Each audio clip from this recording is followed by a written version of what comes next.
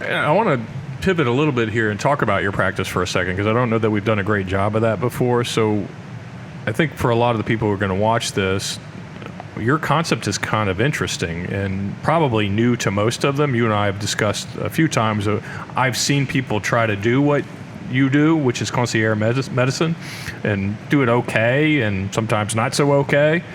But you've been very successful at doing this, and granted it's Winter Park, so that's helpful. The zip code's helpful, as I just identified. But can you kind of walk me through what caused you to want to do this? I know you had some experiences in the general medicine world that led you down this path. There were some personal reasons you wanted to do it.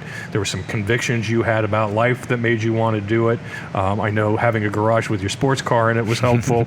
But beyond that, can you walk us through kind of how you created the situation you now find yourself in? Sure. So I finished my residency in internal medicine in 1991 and got a position out here in Orlando. The first job I had, I was working for a Humana organization. It's HMO, very restrictive. That job, after my 1-year contract, I moved on. It was that's a whole nother podcast. But from there, I joined a run-of-the-mill standard internal medicine practice in Winter Park. They were one of the best internal medicine practices. It was insurance-based, and I worked there until 2008 when I started my current practice. In a standard fee-for-service practice, you only got paid if you saw a patient, and that payment came from insurance, whether it was Medicare, Blue Cross, Cigna, whatever it was.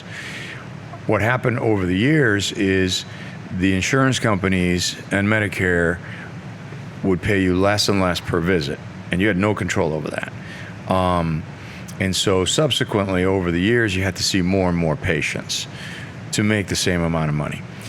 At a certain point, I was seeing about 20 patients a day, and I was overwhelmed. At that time, my accountant said to me, "Do you realize your income has dropped the last 3 years in a row?" And I was getting busier, making less money. I was finding out that drug reps were making more money than I was as a physician, and I thought, after all the schooling and knowledge that I have, there's something wrong with this picture. Mm-hmm. But what I found being that busy is I couldn't really be a doctor anymore. There's a comical term, I don't know who's coined it, maybe I made it up, and it's called being a referralist. You don't actually diagnose anything. Somebody comes in with an earache, you refer them to ENT. They come in with a cough, you refer them to the pulmonologist. They have some chest pain, you refer them to the cardiologist, and you're doing that all day long. You're not really being a doctor anymore. I came out of training, I had very strong training both in medical school and residency, and I was trained to do spinal taps, bone marrow biopsies. I could drain lungs, abdomens. I could drain fluid out of joints. I could put lines into the heart. I mean, we were trained to do it all. And of course, that's mainly because internal medicine is a launching point into the various subspecialties. But nonetheless, I felt that all these skills that I had were atrophying. And I was doing less and less of what I was trained to do. And I finally said one day, this is not fun. I'm no longer being a physician. I'm being hampered both by what I can do and also by a decent livelihood.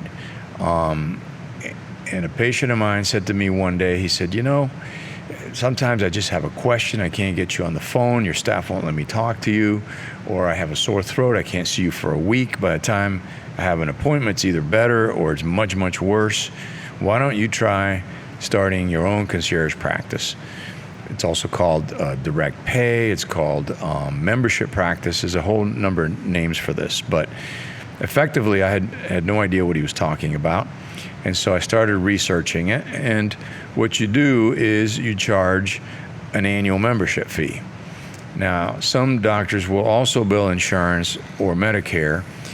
But I found with Medicare, you could get in trouble for what they consider double dipping. You're taking Medicare payment and you're charging them an additional fee.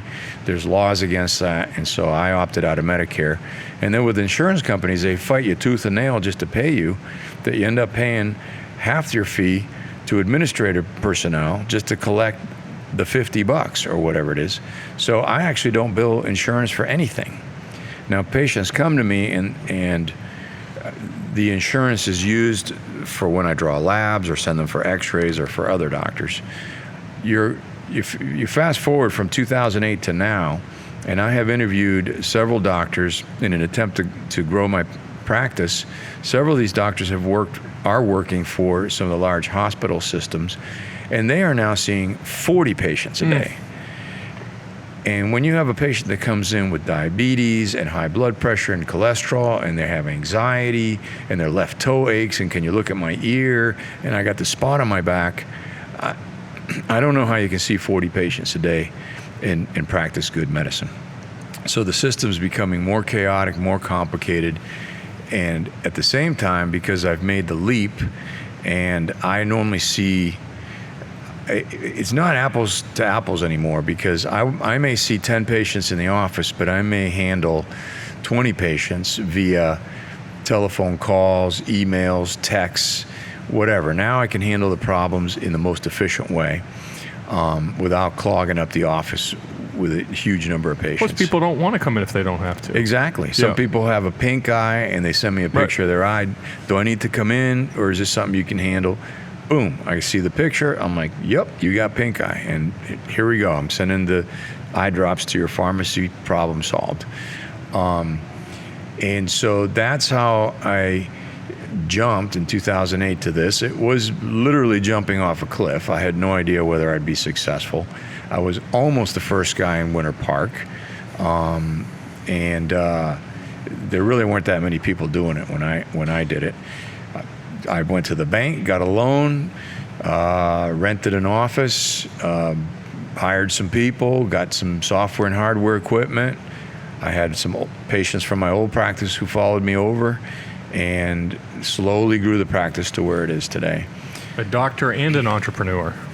Yeah, I kind of got an MBA through the School of Hard Knocks by making some good decisions and some bad decisions along the way, and also surrounding myself with people who know more than I do about business and finance and so forth.